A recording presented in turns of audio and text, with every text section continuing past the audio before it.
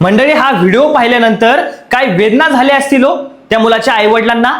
दोन माणसाचे जीव घेऊन त्याच्या मैतावर कसा माझात नाच सुरू आहे.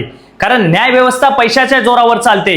जे पैशाने श्रीमंत नाहीत ती सगळी झुरळ आहेत आमच्या या देशामध्ये. हाच का तुमचा न्याय? पैसा असेल तर सगळे काही खरेदी करता येतं असा समज झाला आहे या लोकांचा. अशाच पैसेवाल्यांकडून एखाद्या व्यवस्थेतील विकले गेलेल्याचा मुलगा कारने उडवावा. मग अशा लोकांना समजेल सर्वसामान्यांच्या वेदना काय असतात, दुःख काय असतं.